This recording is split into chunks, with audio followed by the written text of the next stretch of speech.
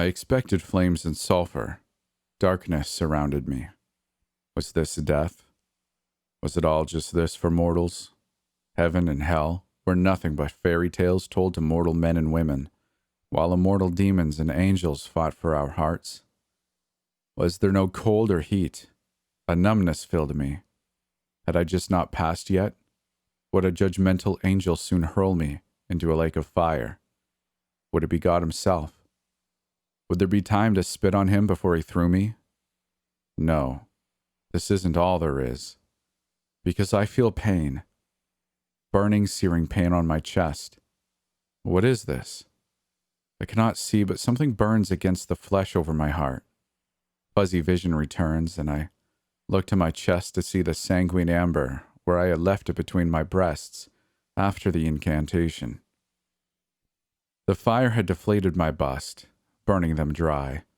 I attempt to move my arm to test this, but flesh flakes off of my bones as I try to move my arm.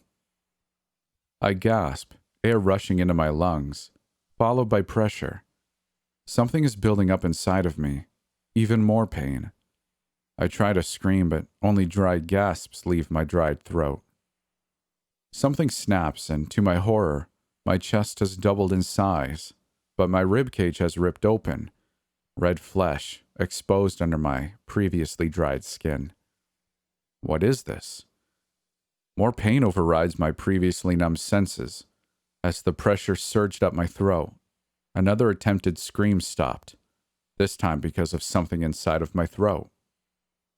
What surged up out of my mouth was my tongue, partially dried and putrefied, but more came up with it.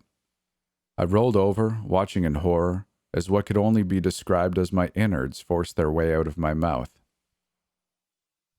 My arms now had the same red flesh poking up under my dried skin, and my legs screamed in pain as I managed to my hands and knees. More pressure inside of me forced yet more vile flesh out of my mouth. I could not breathe, and pressure surged into my skull. Heat and pain. That was it. Like fire was running through my veins. A sickening crack over my right eyebrow follows a brief relief to the pain, but yet more pressure is surging up out of my skull.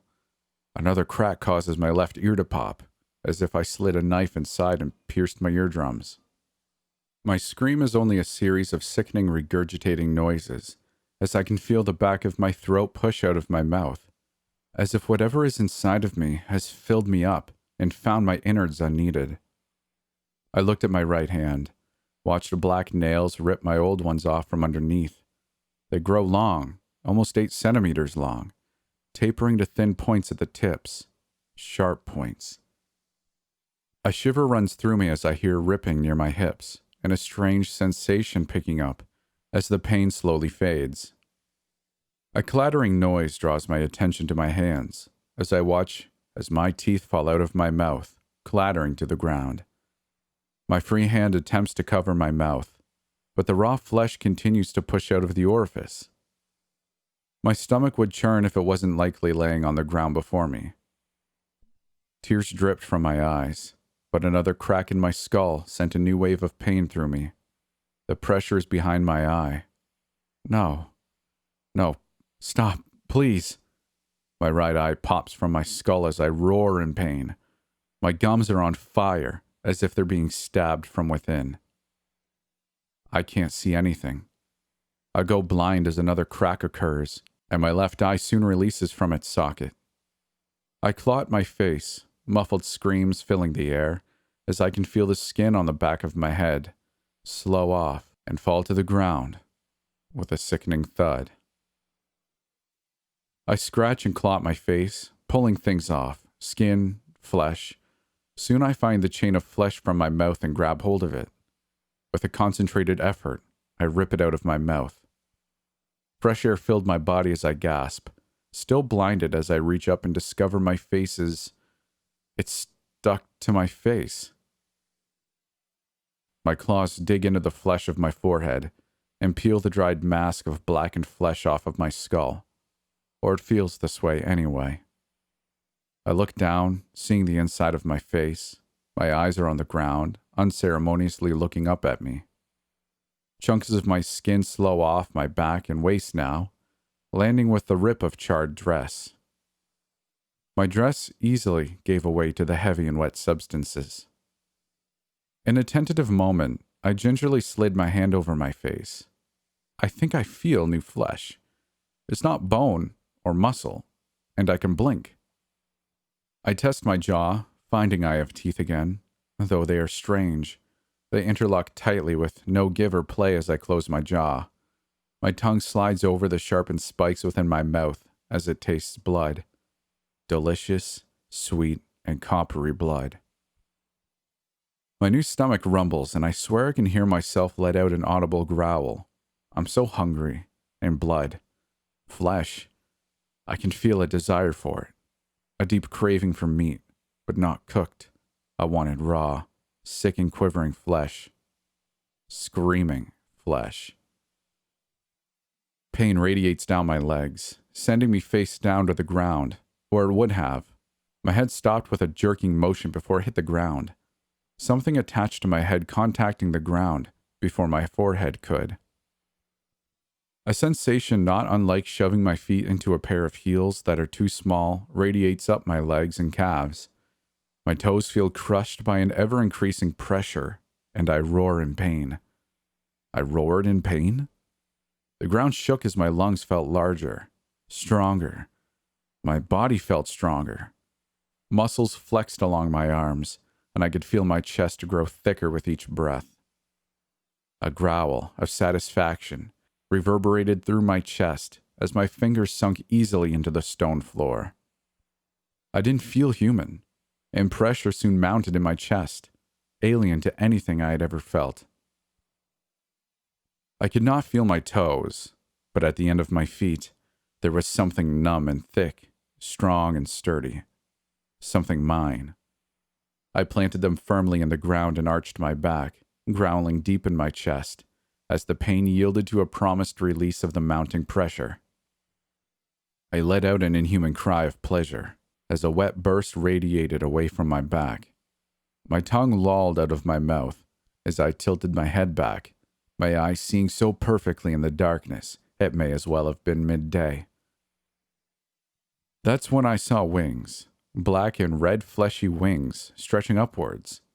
I could move them. They were my wings.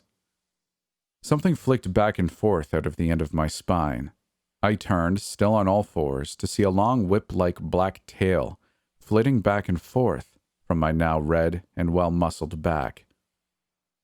I slowly got to my hind legs, bending them and resting comfortably on my haunches, inspecting my feet. Gone were my human toes. In place were thick and heavy hooves. Not goat hooves, something denser and thicker. Oxen? Something heavy, powerful. I rose on my new powerful legs, my hands running over my body. To my dismay, I lost my breasts, along with my hair, but atop my head was a pair of glorious horns.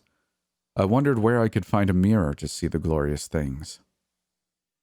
My hands had powerful and sharp nails now, my fingers long and wicked-looking. I grinned, my teeth locking together, my lips curling back to reveal them in all their predatory glory. A laugh radiated out of my chest. A feminine laugh still, that much I could still call my own. My hands roamed over my body, finding my sex where I expected it, between my powerful thighs. I wrapped my huge wings around my shoulders, smiling as the black contrasted with my otherwise red flesh. What is this? My voice had dipped from soprano to alto, but it oozed still with sensuality. A pang of hunger in my gut wasn't for typical food, rather something much more raw and delicious. My eyes scanned the darkness, and my ears twitched.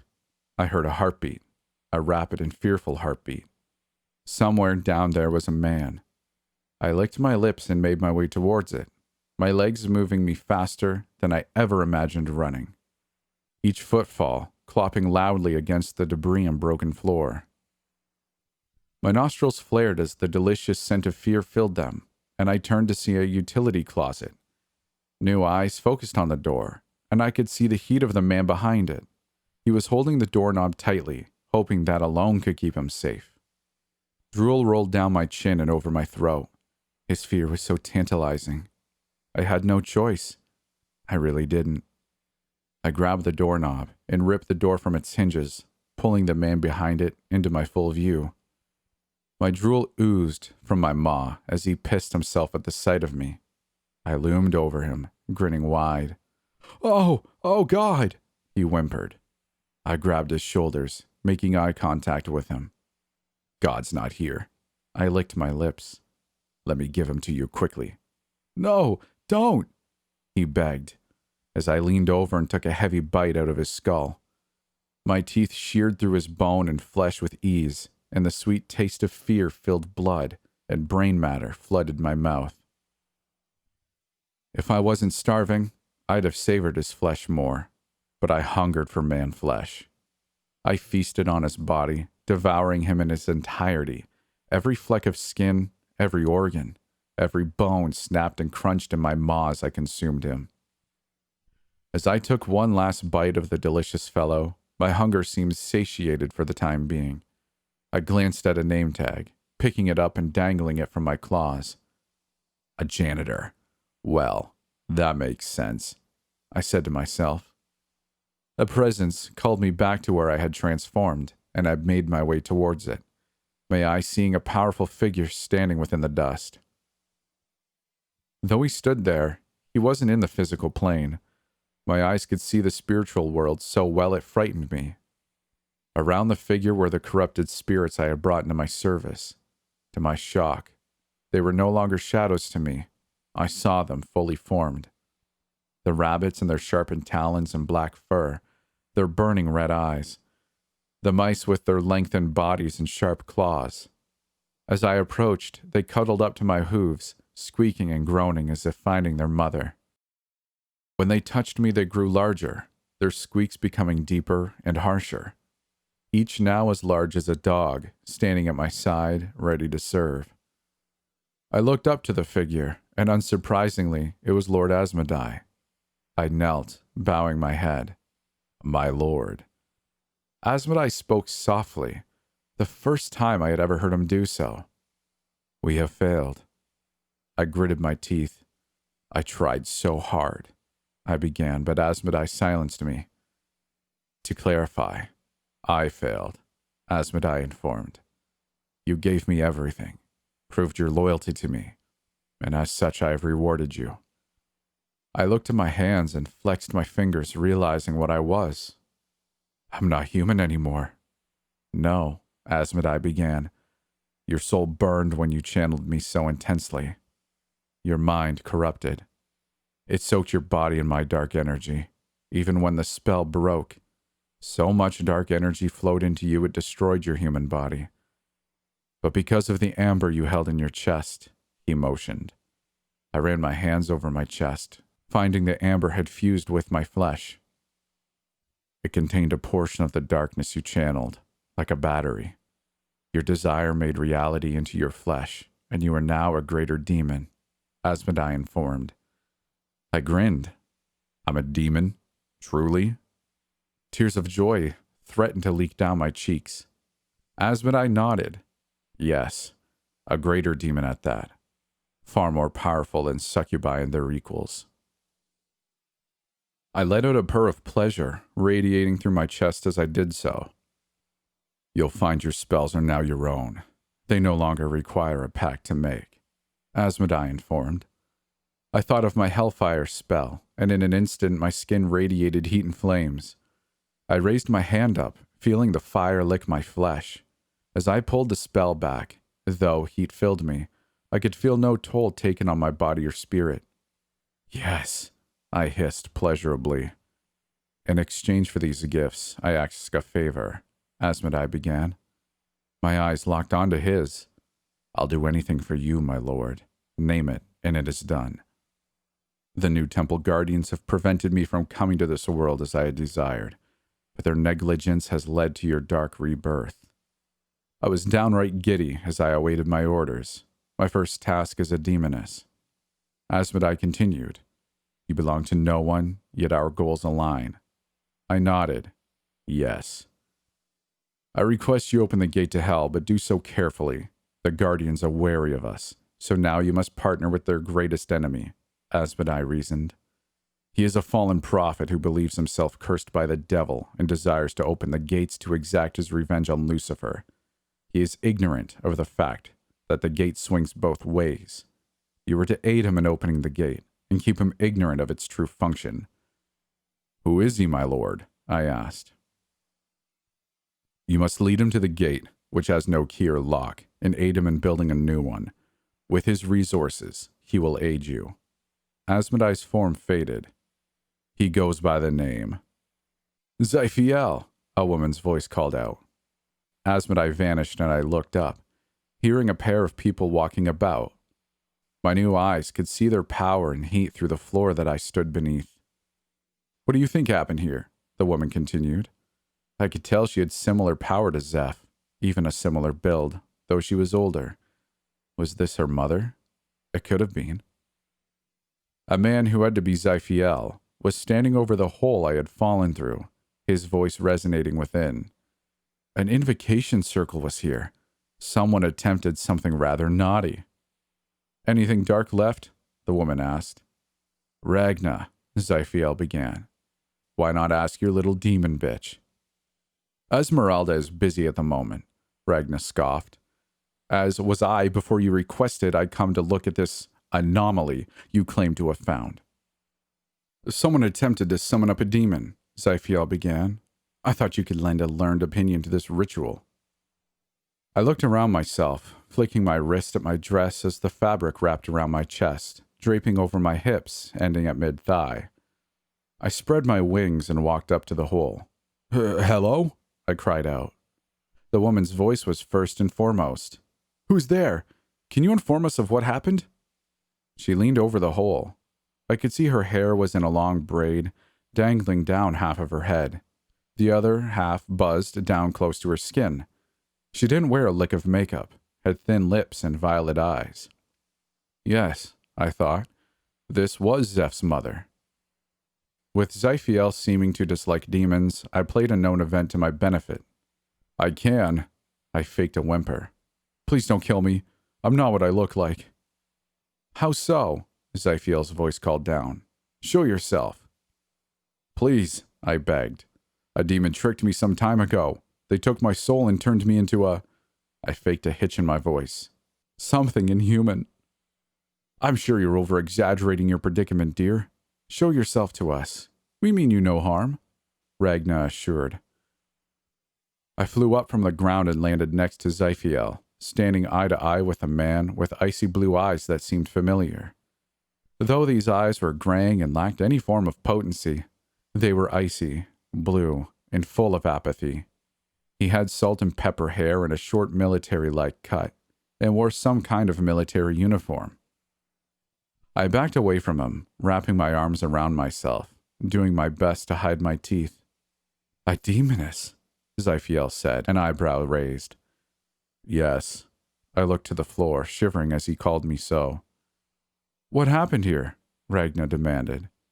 Someone tried to invoke Asmodai into a mortal man as a vessel, I explained. They summoned me to do this, I half lied.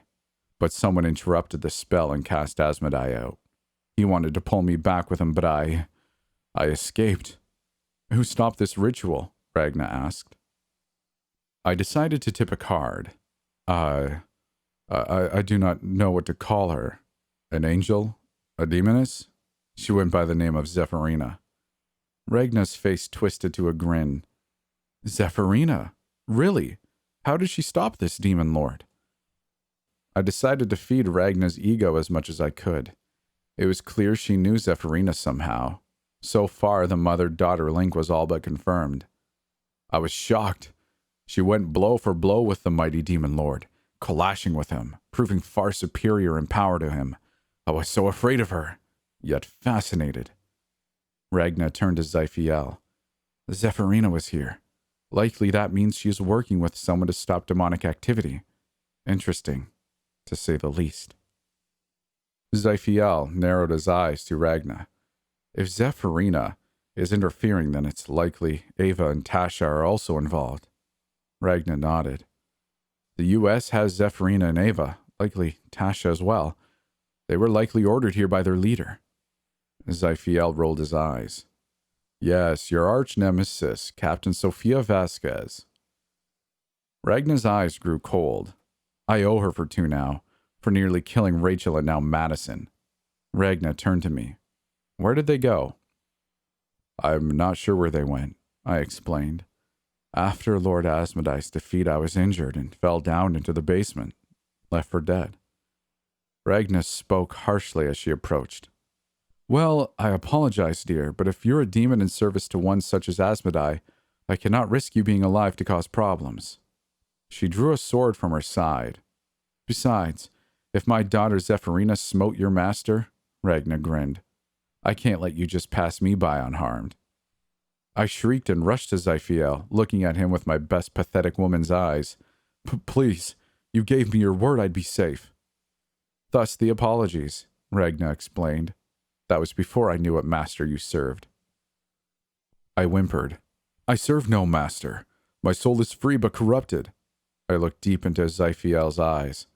I suffer a terrible curse, one I'll do anything to undo so I could return to who I was before. I struck a chord in his eyes, and he looked at me in pity. Still, a sword flew towards my face. I shut my eyes lightly, expecting her sword to impale me. Ragna growled. Zyphiel! I opened my eyes to see the sword held in place before me, shaking as Zyphiel held up two fingers near my face, somehow holding the sword back with an unseen force. It was not magic. It was something else. What is it, Ragna? He turned to her. Only you can keep a demonic pet? My arm slid behind his back and I beamed at him. Thank you. She's dangerous, Ragna declared. I bound Esmeralda to me. She'll never even blink without my consent. Zyphiel turned to me, his hand on my chin as he looked into my eyes. What demon lord owns your soul? I could be truthful here. None, I explained. I broke free, my debts were paid. Would you serve me? He asked. I coded my voice as best I could, in a grateful and demure tone. If you save me from her, I cast a dagger-filled gaze at Ragna. I will. Ragna, Zyphiel announced. Stand down. I am not under your command. Ragna narrowed her eyes at Zyphiel, pulling her sword back. But if you want to keep the little bitch because you feel some connection, then fine. Ragna looked me up and down. But don't come crawling to me when the little bitch stabs you in the back. Ragna turned and walked away. Zyphiel scoffed at her as she did so. Ragna called back, and keep her out of my business. She looked over her shoulder, or I'll have Esmeralda sending her screaming back to hell. With that, a black portal appeared before her, and she vanished within it. I decided it was time I cemented the trust between Zyphiel and myself. You know, I should repay you, I smiled at him. Zyphiel glanced at me. If, I smiled, you'd have me. You're not quite what I look for in a woman. I'm a demoness, I whispered into his ear. I'm a creature of sin. I licked his ear, shivering. What do you desire? Zyphiel's hand was at the small of my back, as his sexual desires flooded my mind. He desired a submissive, yet spunky sort of woman, one who would give him what he wanted at a moment's notice, service him without question, and dote on him whenever he desired. He also had a thing for hourglass figures. I cast a potent spell on my body, shivering as I took a human form that fit his desire. I now looked up at him, glancing down at the ample cleavage shoved into my dress's top. Well? Zyphiel grinned. What is your name, girl? Bella, I smiled wide. BellaDelAvana.